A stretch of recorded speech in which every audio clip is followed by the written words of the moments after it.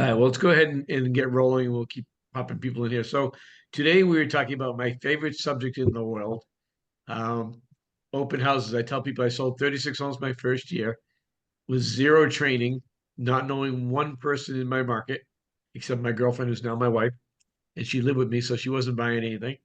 And out of my 36 sales my first year, 28 were from open houses. So I'll speak last on open houses on my system and stuff because it's pretty wicked awesome. And let's go ahead and Chandra, is that how you pronounce it? Chandra or Chandra? How do you pronounce Uh, that? yeah, Chandra. Chandra, okay. Yeah, Let's go ahead and start with you since you knew, and welcome to our top producer panel. We're really excited to have you on board. And I know you're a rock star. I think you're number one in EXP, right?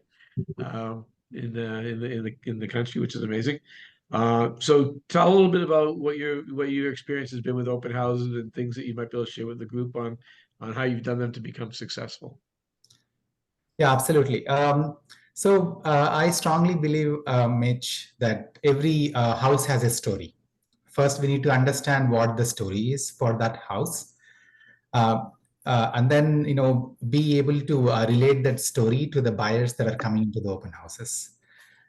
So every house has its own strengths, and you wave the story according to that. So once you nail down the story and bring that story to the open house, the buyers will be able to relate to that story. And then not only for that house, I think when you're able to articulate the story really well, the buyers get connected with you as well.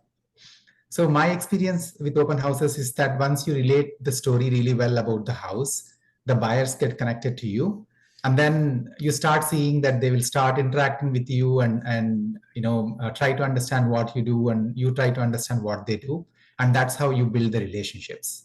So it's very important for us to figure out that story and conduct the open house based on the story. For example, some houses have a really high amount of upgrades and remodeling done to them. And so what I typically like to focus on is trying to understand all of that and where the story can fit in the broader picture. And when I do the flyers and everything else, I wave the story according to what the house brings to the table. And then I'll try to relate the story with the buyers. Each buyer is different. So I'll try to understand what they're trying to accomplish and wave the story and try to sell the house. At the same time, want to make that connection with the buyers. This has worked really well for me throughout my career. And I do think, open houses, it's very, very important for us to be able to communicate that story really well to the buyers. And then as soon as they enter, like how you wish them and how you introduce yourself and how you introduce the house, that's very important. The first impression of yourself as well as how you bring them into the house, that makes a difference as well. So those are some things that has worked really well for me. I continue to do that for every house. I love that the story, and I've never thought of except for one house I sold. It was a 1925 home, which is really old here for Florida, because old in Florida is 1960s. And the story, that's a great way to look at a house. I always look at it just like, oh yeah, there's some walls there. I like those walls. Great stuff. Great stuff. Love that. Thank you. Gary, tell Yes, us, tell us about your open houses, strategies and stuff.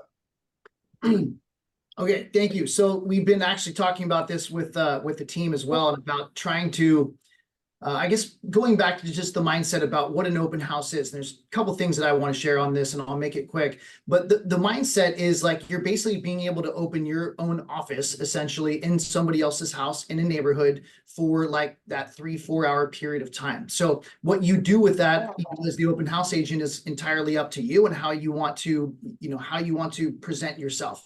But what I was talking with my team about is, first of all, casting a bigger net. Like when we come back from an open house and say, you know what, we didn't have a great turnout, only, 5 people came through, 10 people came through versus the 20, 30. And again, it's not really about the masses of people coming through, because really why we're there is to make really good connections with people and try to create clients, right? So we can't talk to 30, 50, 100 people at a time. We can only talk to maybe 1 or 2 at a time. And maybe we get 3 or 4 or 5 good connections and build relationships throughout the open houses. But if we're trying to drive a lot of people and have more of those opportunities, like we have to be putting out more signs, right? Like I've seen, there's some open houses that are easy to sign, 2 or 3 or 4 signs.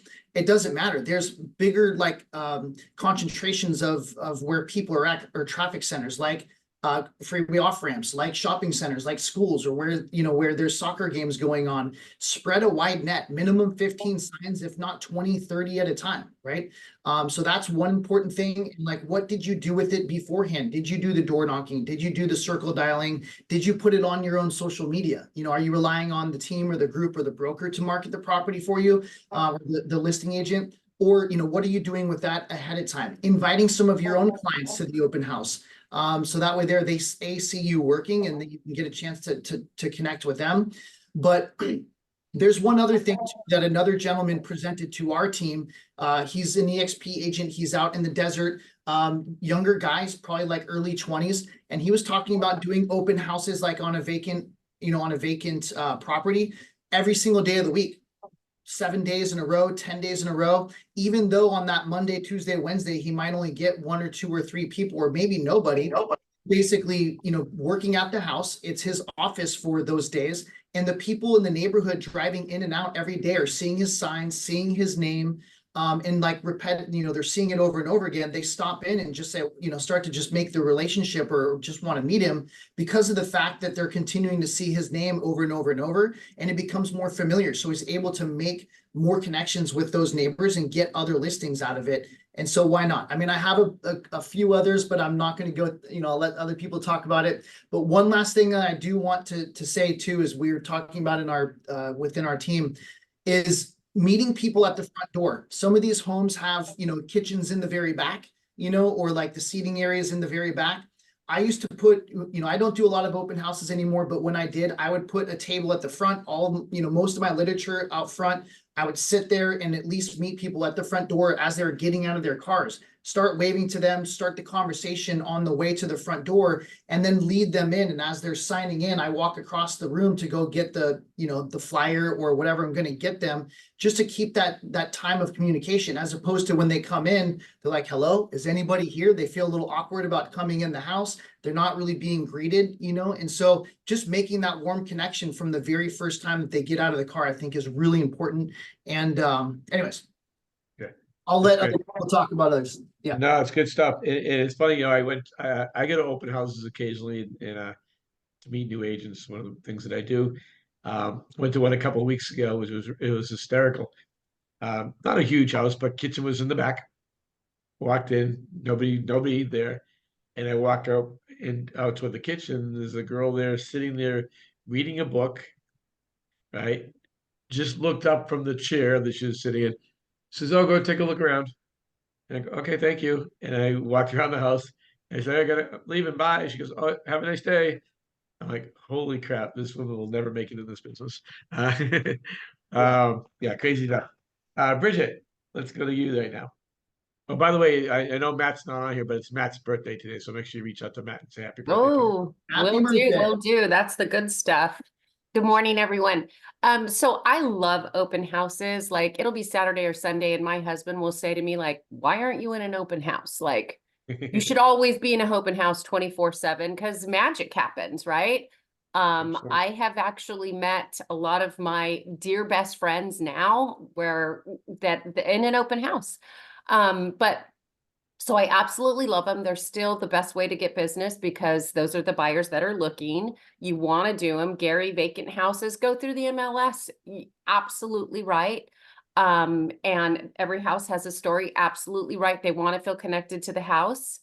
And it just makes the conversation authentic and not awkward.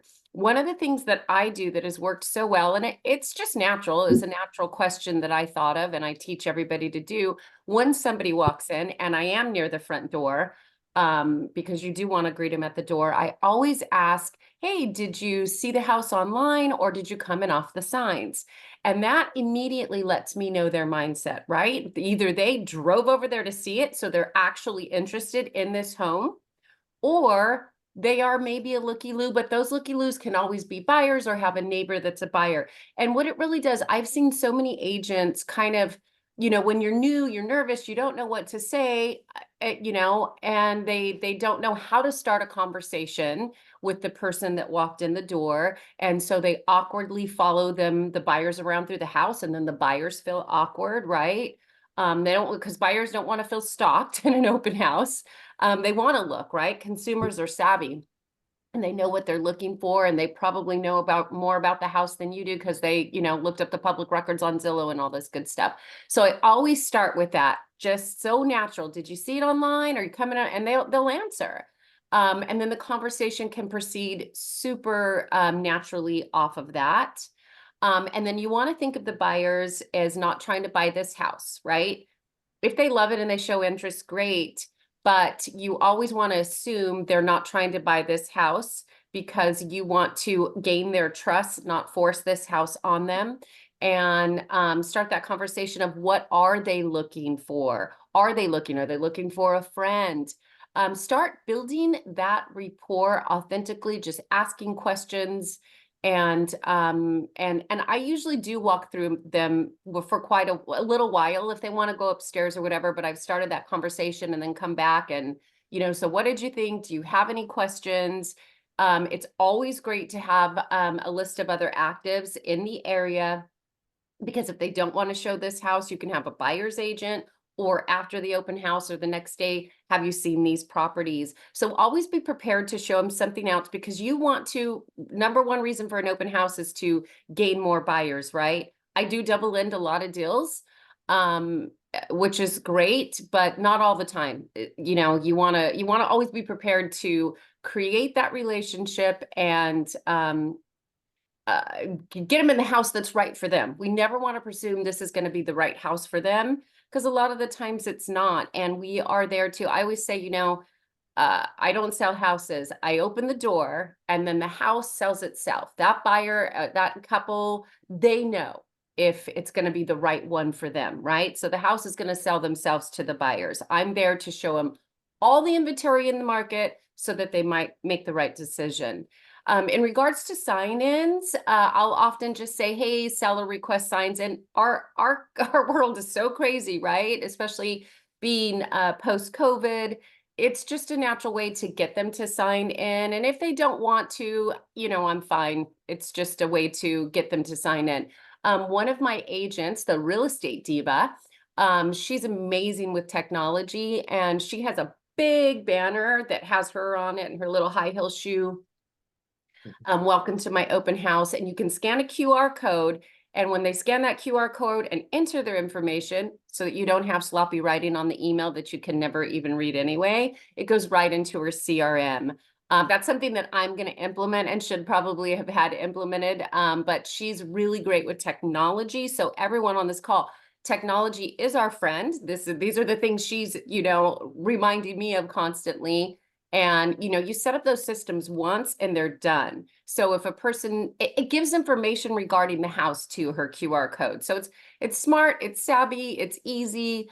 So I highly recommend that. And just be yourself, be natural and authentic, be there to answer questions. Don't try to force anything, because if you try to force anything with a buyer, people hate that. So, whatever your personality is, be that personality, and just be, I'm here to help you. I'm here to help you. And you can't help everybody. Some people don't want to be bothered and walk out the door, and that's okay. You let those ones go. Right. Yeah. And you know, it's funny, the technology part's awesome.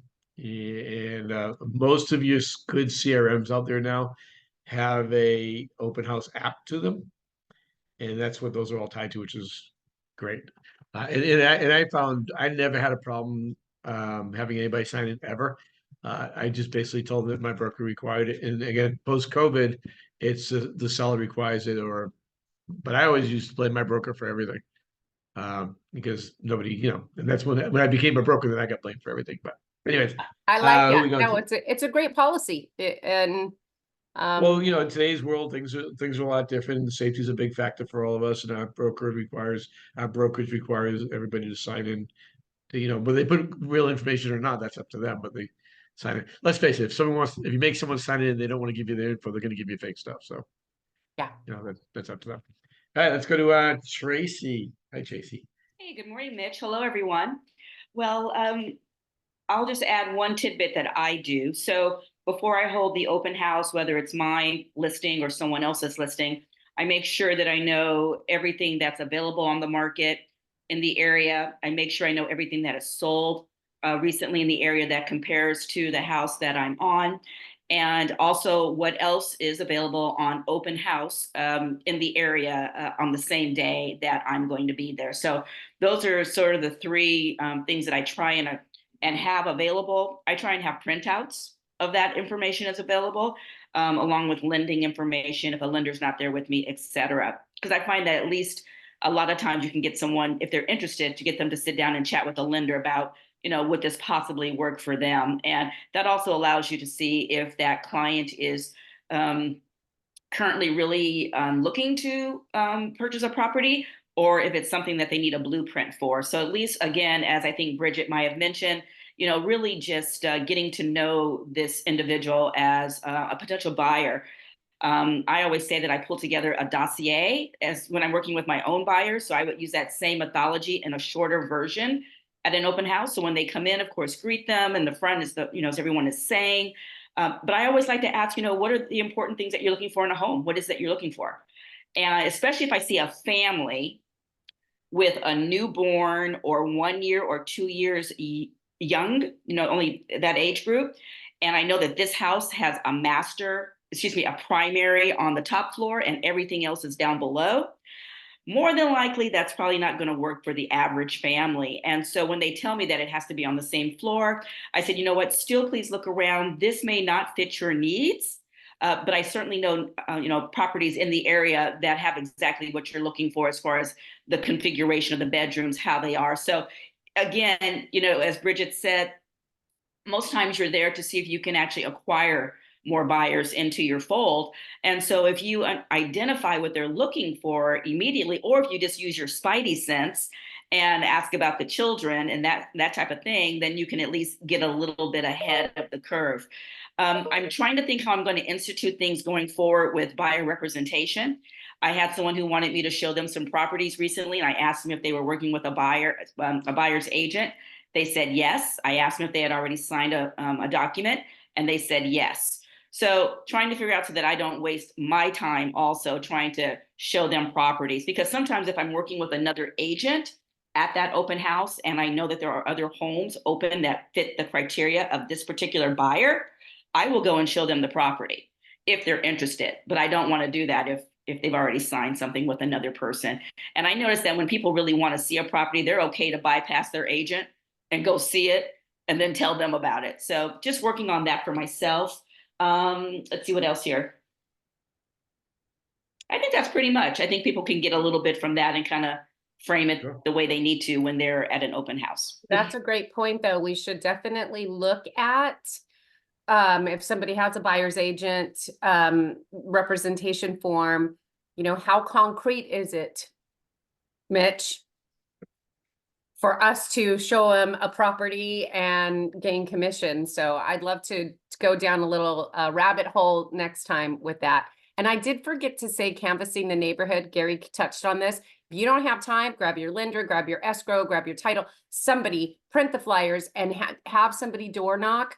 It's always best to do it yourself because then you're creating relationships with the sellers in that neighborhood, right? But canvassing that neighborhood is absolutely key, and I forgot to mention it. So that's true. And Tracy, what a concept of actually knowing what's going on in the market around the open house. I know. Yeah. So one of the things that you all have to think about is are you doing this half-assed? Are you doing it correctly, right? And you need to know your market if you want to come out, especially with what's going on and the changes are going to be made. Having to show your value, you need to know your market. You're gonna be doing an open house. You should know what's going on in that neighborhood. You should know everything about that house in that neighborhood, which I think maybe 1% of realtors actually do that. Maybe. Brian, you're up, bud. All right. Good morning, everybody. Chandra, nice to see you again. Welcome to the panel. Yeah, I agree with that. The first note I put down was you have to have a plan going into an open house. And the most important plan is your confidence. Knowing the story, I love that. I haven't held open houses on another agent's listing in probably 20 years. I spent the first 10 years of my career just doing open houses because we didn't have, we had a pager, you know, we didn't even have a smartphone. So I got comfortable learning and meeting people through scripts and talking to them. And I call them nuggets. You have to get a nugget from somebody very early on in a conversation to anchor back to that you're an expert. So how that worked, and I think Bridget was saying it well was, you know, what brought you by this open house today? You know, when you ask that question, you're going to get all kinds of responses, but they can't say no to that. They're just going to say why they came by. Typically, the very first reason they give you is the item of value that they withhold inside of them, which is the nugget. And it could be, well, it's our favorite street. It's a great neighborhood. It really looks like it has a view out the back. We can't wait to see the view. I'm looking for 3-car garage. This has a 3-car. There's going to be an item of value they hand you right away. Why did they come by? The moment you own that item of value, all you have to do is give it back to them. Say, hey, great, as an expert in the area, other than a view, what else is going to be important to you? But we're not sure yet. We just kind of walk through the house. We'd love. So what I've done is I've anchored, I'm an expert in the area, and I know you're looking for a view. So much massive trust right there. Okay, that's early. Then you can do like you were talking about, you know, let them go in. So as an example, I haven't done any open houses unless they're my own listing lately. And on Mother's Day, 4 weeks ago, I had 2 cancellations from agents who were hosting an open house at one of my listings. My seller's a trust. They don't live here. They want to get it sold. I said, hey, I'll do the open house. So I went to the open house. I set it up pretty quickly. The first thing I did was what Tracy was talking about. I had to go see every home in the area that was either pending or active within a mile or so. I just saw them all. I spent an hour and a half on my own, ripping through houses, vacant, not vacant, doing everything I could. I wanted to know what was pending because that way I could anchor back to, do you see the home that's down the street? No, we didn't get a chance to see that. Yeah, I know why that one sold. It had this, this, and this. So I want to speak with confidence. I want to be prepared. I also want to have a vacant home within the area to really go meet them at if I decide that this is a good buyer. Because I ask questions like, hey, on a scale of 1 to 10, where do you see yourselves today as a buyer? I'm just not going to do malpractice on these people. I just want to know, hey, how serious of a buyer are you? You know, we're serious. And they may or may not tell you they're working with an agent. No water. I mean, that's water on a duck's back for me. If somebody says they're working with an agent, I'd say, great. How long have you been looking for a home? Doesn't matter you're working with an agent. I just want to know how long you've been looking for a home. Oh, you know, we've been looking for a couple of weeks, or we've been looking 2 years. Well, if they've been looking 2 years and they're working with an agent, I don't want to even go further in the conversation, right? They might be a very hard buyer to work with. But if they just say, oh yeah, we've been looking for a month, great. Have you seen any homes you liked? What happened? Did you make an offer on those? See, I'm going to find out how invested they are with their agent before I even ask about the agent. Because most of the time, the agent is the person who put them on a house search in the MLS 2 weeks ago when they were in another open house. And that's really not their agent. It's just somebody they refer to as an agent because they keep getting emails from them. Okay. So kind of do your investigations in a way that's very simple, not evasive. It's very comfortable. Hey, that's great. You guys are working with an agent? No, I don't say that. I just say, how long have you been looking for a home? Have you seen any you liked? Geez, you're kidding. What happened to that home? Hey, if another home like that comes on the market, would you want to know about it? I'm going to find out real quick how serious of a relationship they have with another agent. If they keep going, I'm going to keep going with them. Okay. So I'm sitting in this open house a couple of weeks ago on Mother's Day. This couple walks through. They really liked the house, but it wasn't quite for them. And I said, hey, I work with investors. I have some hidden inventory in the area. If you guys are serious buyers and you haven't found anything you like, hit me up later. And I'd love to chat with you about, you know, your plan. And they went on their way. I had other people there. So I just kind of moved and migrated. Sure enough, 2 weeks later, last week, they called me. I'm an escrow on $1 million property with them. And the only reason why is they told me, they said, you are the first agent that took the time to just ask us a couple questions, what we were really looking for. We felt you understood what we were looking for. And if we called you, you'd probably not waste our time. And I'm like, great. I was in Nashville. They called me. They went to an open house. I literally wrote an offer on a home I didn't see with a lender that was the preferred lender of the listing agent, because the listing agent couldn't have dual representation based upon his own real estate ethics. So So this whole thing, and I'm back home and we did our open house, or we did our inspections, we've released contingencies, and this is just a smooth deal. The reason I'm sharing all this, you guys, is because today my greatest clients are all people I met 10 years into the business. Just like Bridget said, now I'm third, fourth generation referrals, because I like to just not do any malpractice with clients. I really shoot straight. And the best thing is every one of you know this. When you're at an open house, the area expert, somebody who lives in the area, will always come into your house and want to tell you more about the house than you'll ever know, because they know the neighborhood better than anybody. They like to show off. That's the area expert. Here's what you do. Excuse my language. I pimp them for everything they own. Meaning, hey, I am so glad you stopped by. I have a question from another person that came through. Is there a problem with this in the area, or has there this, or hey, I had a question about this. And I make them feel warm and welcomed. And then this is why. Before they leave, I ask them one question. Hey, if you were a real estate agent, which one of your neighbors would you go and introduce yourself to? Like, I'm here today, I'm doing an open house. I've met most of the people, but you seem to know everybody. Which one do you think is the next person who's going to be moving out of the area that might want my services? I'd love to go introduce myself to them today before I leave the area, and just let them know, what was your name? Get their name. Where do they live? And would it be okay if I tell Mrs. Smith that you, Marcy, or whoever, said it was okay to come by and just knock on the door and introduce myself? Because I understand all your kids are gone. They graduated high school or college and they've moved, and you're in this big 2-story house all by yourself. She just thought that maybe you'd want to know about our services. I have done that time and time and time again. And guess what? It's usually turned into another listing opportunity. So I'll leave you with that. Yeah, it's great. Yeah, my favorite person in my do open houses is the nosy neighbor. My favorite person. Love them. Let's go to Mr. Lawson. Hey, Dave, has it stopped snowing there yet? You finally getting warm yet? Yeah, it's definitely starting to warm up. We have a saying in Park City, it's a skiing and snow that brings us here, but it's a spring, summer, and fall that keeps us here. So welcome, everybody. I'm super excited to share just a few things that I really believe is critical with open houses. Number one, when you're going to do an open house, you got to be prepared, and you really should start thinking about what you need to do 2 days in advance, at least.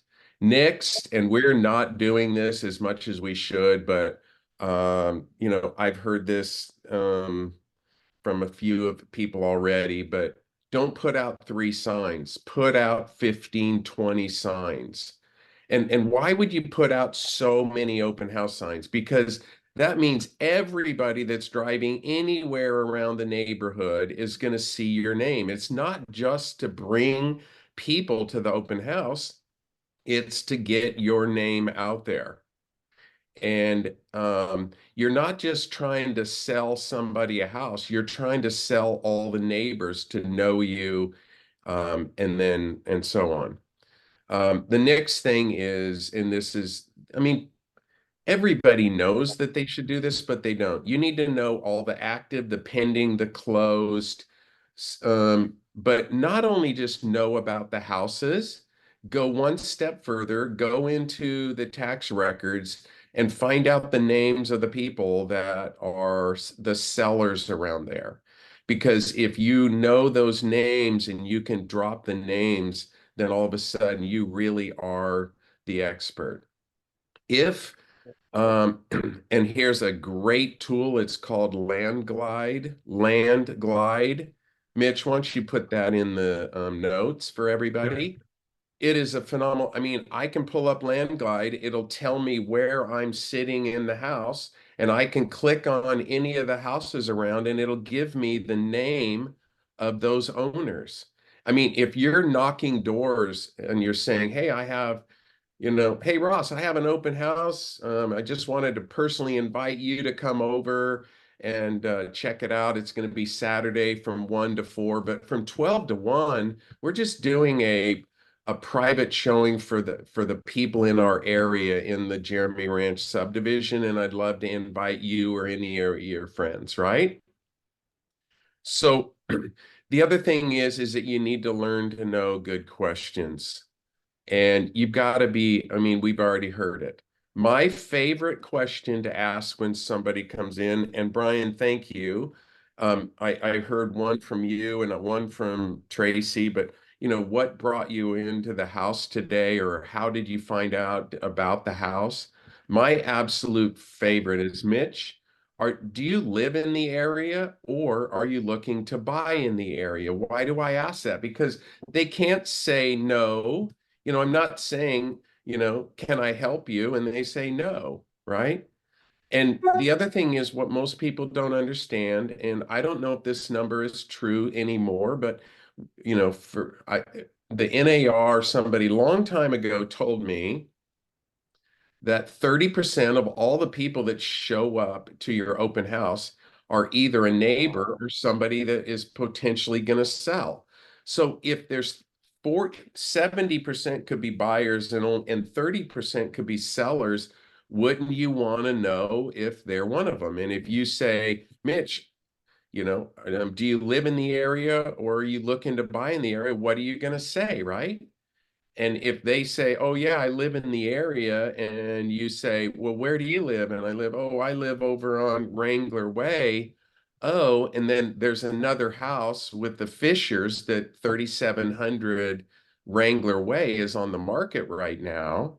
You say, oh, yeah, you know the Fishers almost across the street from you. And all of a sudden now they know that I am absolutely positively the neighborhood expert. The other thing is, especially nowadays, what are we trying to do with these people? We're trying to convert them and with the NAR and all this. But here's the other thing, and every one of you should do this. You need to have a quiet sell and off market program and name it like ours is. So Bridget, you know, so Bridget walks into the open house. We have a little bit of conversation. You know, maybe she has an agent, maybe she doesn't. But if you have a script that you can tell somebody about your quiet sell and off market program, it will convert so many of these people. So Bridget, I'm going to just role play it with you, okay? So Bridget, are you familiar with the Lawson Team Quiet Sale and Off Market program? I'm not. You're not, you're kidding. Oh man, would it be okay if I shared it with you? Absolutely. Okay. So Well, Bridget, why don't tell me about it? What is it? well, most people, most of the agents, they just look at see what's on the market, right? Anybody can do that. In fact, you don't need an agent to do that. You can go to Zillow or, you know, you can go to a lot of these other sites and find those things. But let me tell you what we do. And, you know, we have 600 5-star reviews online, and it's because of the things that we do different. So basically what we do is, in addition to, I mean, we are going to look at properties that are on the multiple listing service, just like everyone else does, but we're going to go over the top to find you the right property. So can I explain? Absolutely. So here's some of the extra things that we do here at the Lawson Team. I mean, we look at recent expireds, old expireds, canceled or withdrawn listings. We look at for sale by owners. We call and talk to the other agents that are in our area here in Jeremy Ranch to see if anything's coming up. I'm going to find out everything that you want in a house. I'm going to share it at our sales meeting. We're going to ask a couple of the other agents that sell a few homes here in the area. And in addition, I'll even knock on doors, make phone calls. I'll even write letters into the neighborhood. And essentially what I want to do is I want to do everything I can to make sure that I find you and your family the perfect property. Does this sound something like that you might be interested in? Absolutely. Yeah. And then say to me, well, but I can't, you know, I have an agent. Say that. Well, but I have an agent I'm working with already. Oh, Bridget, you have an agent? Oh, I love it when people are that they have an agent. So, and then I can dig questions, right? Like, So have you been looking at property, or have you written any offers with them? And if you No, say I haven't. I've been looking for a year. Oh, what was I supposed to say? I just well, took no, you can say anything, but but because I know how to address But- whatever you yeah, say. but give me what you want me to say, because Yeah, but you know this the is most the common main thing. hurdles. Most of the time when people say, you know, I have an agent, they only kind of sort of maybe have an agent. Yes or yes. Agreed, Right. totally. But then you say, oh, you do? Well, then why don't you find and then I'll just come right out. So who's your agent? And if they Gary say, Massa. oh, Gary, then why don't you ask Gary to see if he has a quiet sale, and he'll do all those things. Because if you already have him and he's going to do all these extra things for you, but if he doesn't or whatever, you know, ask him, but I'm here to help you. All right. And You then know, oh, go ahead, sorry. yeah, and then I try to circle the question, or circle the conversation back and just say, but Bridget, if I do all this extra work for you, I do it when you will commit to using me, because you wouldn't want me to go out and do all this work for you and then have you go with somebody else. I mean, you're not that kind of person, right?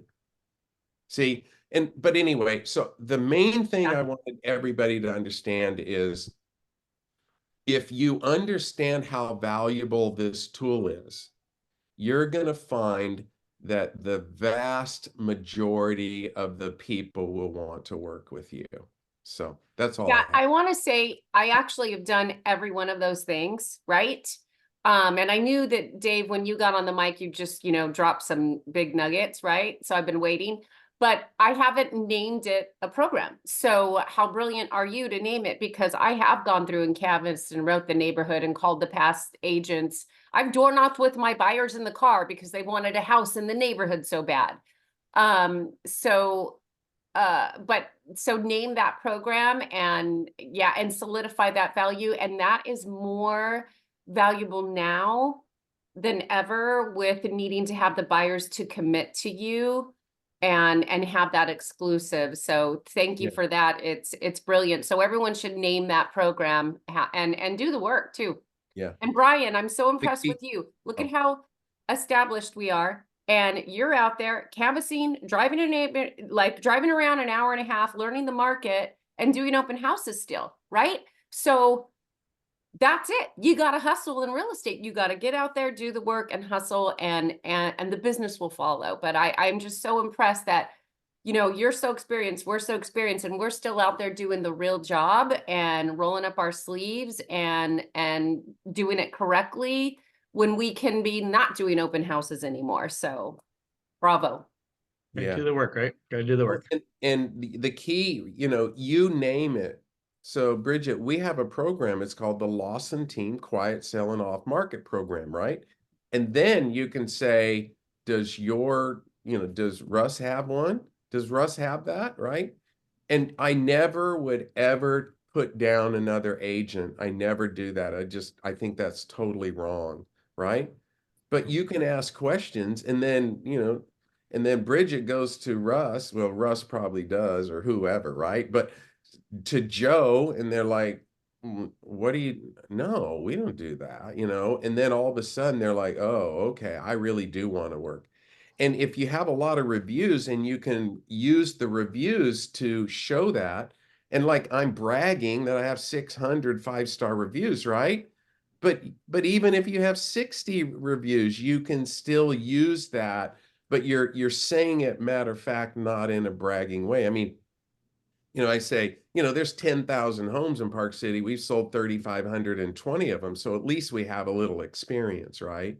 So you can say things that really get people to understand you have the experience, but instead of saying, Bridget, you need to work with me because I'm number one at this and whatever, right? They don't care about that. But anyway, that's it. Thanks, everybody. All right, before we go to Ross, I'm gonna I want to go to Chandra because you had one more thing you want to add. Go ahead, Chandra. Yeah, Mitch. So one thing I always want to think about before I enter into the industry is, what am I going to bring differently than what is already existing out there? right? So you always will have, a lot of competition and a lot of people already existing there. What are you bringing to the table? So even with the open houses, I think, I always like to think about what am I doing differently that will bring, people to come to my open house, right? So there could be hundreds of open houses or tens of open houses happening in the weekend. So how am I going to, do something differently that not everybody else is doing that could attract the people to come? I mean, it applies to everything that I do in the industry.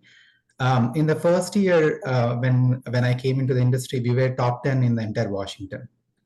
The first year, I think the primary reason we were able to do that was we were always thinking about how we can do things differently than what is already existing in the market. So for the open houses also, I think, the most important thing that I always felt is that doing the same things over and again with each open house is not going to bring a different set of buyers. We always have to think about, for that specific house, what are some of the things that are different that we need to highlight and bring people in. For example, I had homes where, I had a recent home where they had a grocery door. Like there is a door that goes from the garage to the pantry. They open the door and put all the groceries from the garage, and you can get them directly into the pantry. It was such a unique, thought for that home. And if there are, families with kids, it's so much easier for you to not go around the garage and carrying all the kids and all the groceries and taking them into the house, right? So we always have to think about, what is different about the house and what is different about the whole listing that you want to bring to the table and attract people to come and, come to your open house. And I highlighted this in the open house and everybody loved it. Everybody loved it. Yeah. So I can tell, I got so many offers just because of that small thing. So we might ignore some of these small things. We always like to focus on big things. But I always believe these niche things, these innovative things, and things that we can do differently with each house is how we can grow our business. If we do the same thing that everybody else is doing, how are you differentiating yourself, right, as an agent? So that's something that I always like to think on a daily basis with everything that we do. That's great. Yeah, all I had that was different was that I make stupid jokes. Works really well for me. That's great stuff. Russ, let's go to Russ.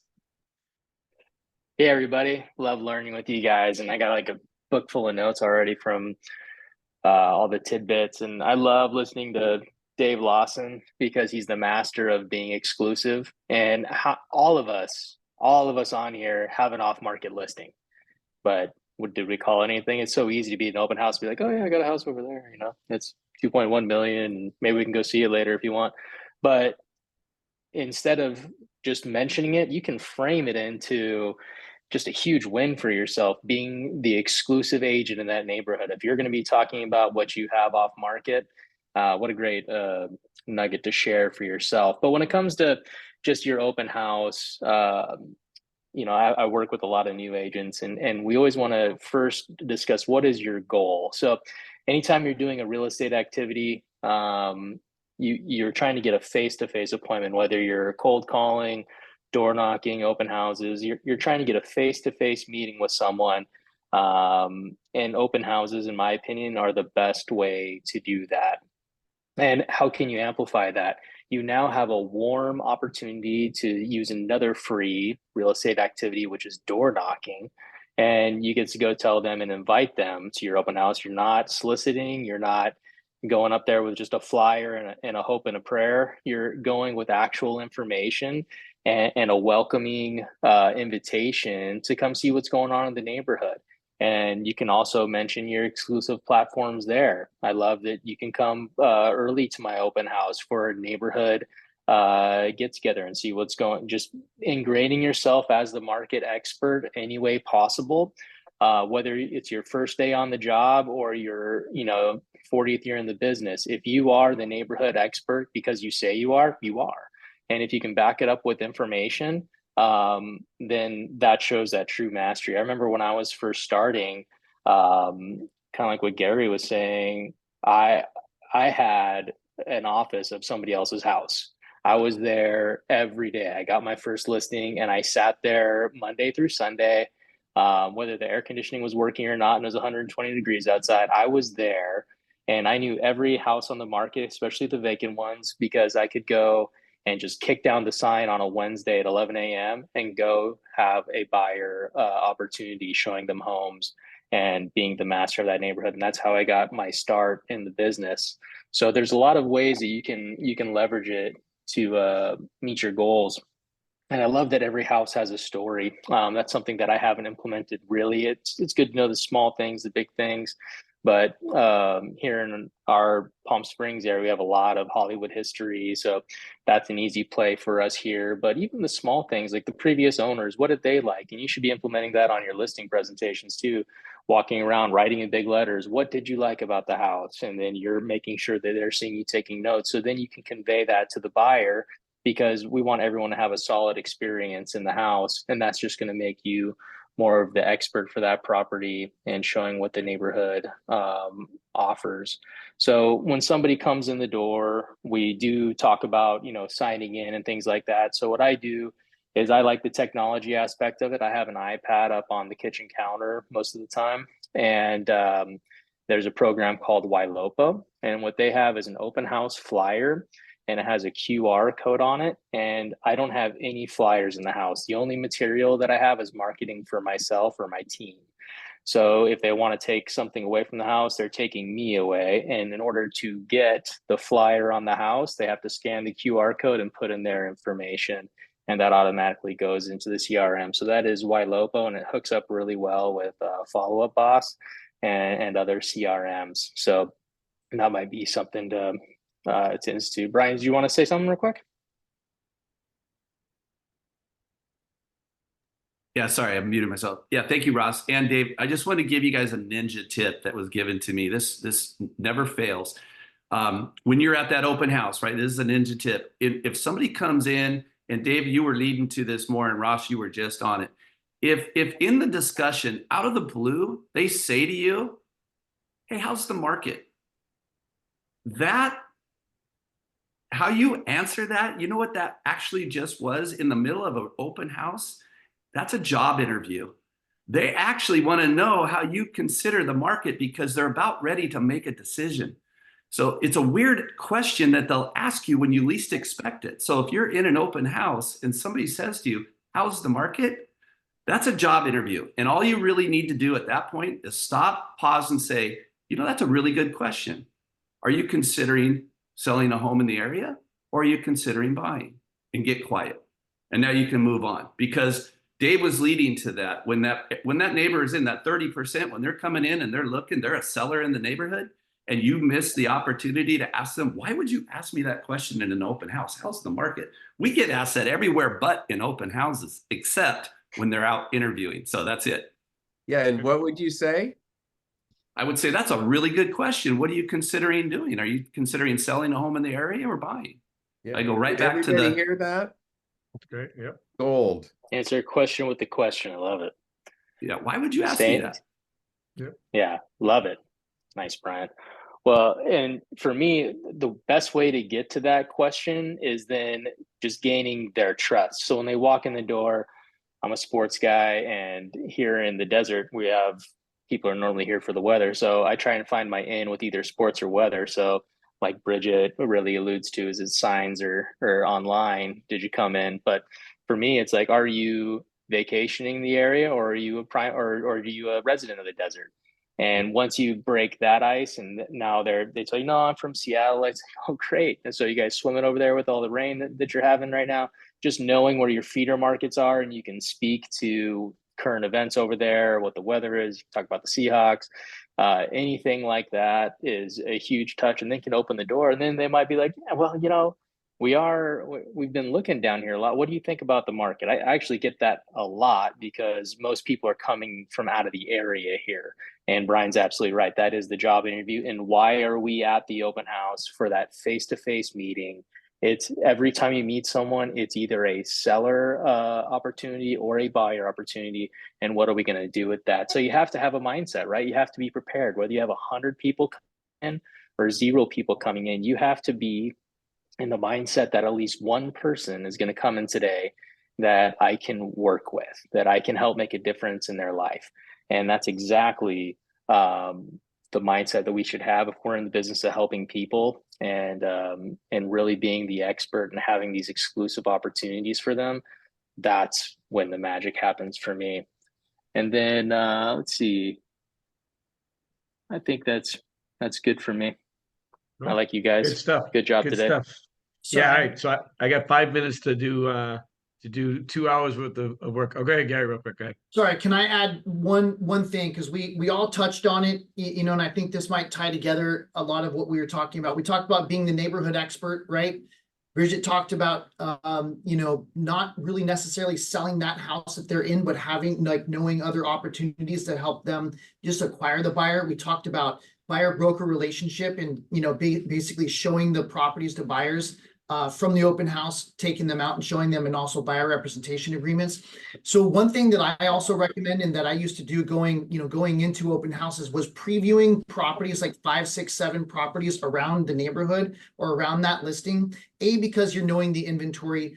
B, I found that most people aren't really looking for that house that you're sitting in, they're looking for something else. And as you're building the relationship and you're understanding what they're looking for, you could be like, you know what? The house around the corner on 123 Main Street actually does kind of fit what you're looking for. Would you like to go and, you know, see that property later today? Or, I mean, even maybe right now, right? And so I gained a lot of clients, like their respect, because then they felt like I was a neighborhood expert. I was going to, I set an appointment with showing them the property later that day or the next day. But now, I mean, with the buyer representation, it's an incredible opportunity to say, you know what, I'm happy to show you those properties. You know, have the conversation about, are you working with an agent? Do you have that contract? But the way that I operate, if I'll show you these homes, I just need you to sign this buyer, you know, this buyer representation agreement for those specific properties. So A, it gets you having the conversation about the contractual relationship or the representation. B, it gets you, you know, confirmed on those properties that you've shown them, right? If they're, you know, so you don't show them the properties and they go to their other agent or whoever they are working with. But B, you're also looked at as the industry expert. And as like what David said, you know, then they're calling you because they feel confident in you, like you're the professional, you know that. I don't feel that a lot of us do a lot of the groundwork leading up to that open house, the 2, 3, 4, 5 days ahead of time to know the inventory, know the market. So it's a great way, you know, just previewing the properties to help convert a lot of buyers. That's Yeah, like great. Okay, all right. So I'm going to run through this real quick because I got 3 minutes and 14 seconds to go. First of all, I only do open houses at vacant houses. Let me give you a little background first. I've never sold less than 24 homes in a year from open houses. Every year that I sold full time, I stopped selling full time a long time ago, but always sold at least 24 homes from open houses. Always. Best was 20. Best was 30. Worst was 24. Always did vacant houses. I always did 10 to 4. However, I never advertised an open house because my goal is to leave the open house, right? So I always did the same house until it sold because I wanted the neighbors to see me busting my ass being there all the time. And all my listings, my first 2 years came from open houses. And the nosy neighbor, by the way. Love my nosy neighbor. Words matter. And advertising, by the way, signs. 25, 30 plus signs, balloons, I mean, flags. I mean, you do it correctly. Don't half-ass stuff. Do it right. But I never advertise because if I advertise, I can't leave. And I always did from 10 to 4. So if nobody came in during 10 to 4, I'd be there. So how did I capture my customers? Of course, I had them sign in, but I also had 2 homes available to show all day during the days that I was doing that were vacant. And so I got permission from the listing agents. Hey, I'm doing an open house down the street, and can I have permission to show? Never had an issue with that. But always vacant homes because I didn't want to displace people. And so finally, so I'm talking to a customer. There's a couple of words that I use differently. One is I never ask if they're working with a realtor. I say, which realtor in town are you working with? Gives you a completely different response. Now, of course, I'll dig a little deeper on that. Oh, you're working with Bill. Bill's a great guy. I love Bill. Even if I don't know Bill, I'm telling you he's a great guy. So how do you know Bill? Because I'm going to dig a little deep to see if he's actually working with Bill. most of the time they're just getting listings from Bill. They never even met Bill because he was a Zillow lead or a registration lead on a website. So now they're going through the house, and I'm saying, "Oh, so what do you think of the house?" And like Ross, I'll talk sports, I'll talk weather. Being in Florida, we have people come from all over the country too. Are you local? Are you out of the area? All the break the ice stuff. But I'll say, is this the type of house you're looking for? Well, it's nice. It's not quite what we're looking for. Is this price point you're looking for? Yes. Well, I do happen to have 2 more homes down the street. If you'd like, I can go take you a quick show. And almost always they say yes. Almost always. And so then I had a little be back in 30 minutes sign and stick in the door. And my only goal with those 2 homes, it was never more than 2 homes, always 2 homes. By the end of the second home, I want to know, are they buying right now and are they pre-approved? If they are, on the second house, I'm saying, you guys seem like a really nice people. I really not in the mood to do my open house today. You guys want to look at more homes? Almost always they said yes. And that's how that's how I sold so many homes from it. So my goal is always to create more time to have more relationship. Now it's a little tougher if you got 50 people copy through. I loved when people came in once in a while in an open house. I didn't want a whole bunch of people coming at the same time. I can't manage that. But when I don't, if you advertise, again, you can't leave. But if you don't advertise, you just put signs, you leave anytime you want. Now, how do I frame that? If you're a newer agent and you're using someone else's listing, you just say, and again, I would only do vacant. Hey, I might do all day, but right now I might have some appointments, so I'm gonna at least do a couple of hours. So you frame me that I might stay all day because I'm not gonna leave until I get a buyer. My only goal of an open house is to get a buyer. And I can tell you, I've done hundreds of open houses. Today I would do them every day, just like a few people have talked about. I would work out of an open house because why not? And but I found it to be the easiest thing to do, and I knew nobody here. So that's why I built all my friends are people I sold homes to. And then once I've got a customer, then I created it into a customer for life. So anyway, I just threw a lot out there. We're out of time. Thanks, everybody. We'll see you guys all next week, right? Have a good one, guys. Take care. Thanks, Mitch. Sorry, I left my hand Thanks, up. Mitch. Hi, thank you, Mitch. Maybe if you want to Bye, everybody. continue that, we do a part 2. Yeah, it's always a wanna good one. throw- Good morning. Yeah, it's a big one. Yeah. So, all right. I'll talk to you later. Bye, guys. Great job.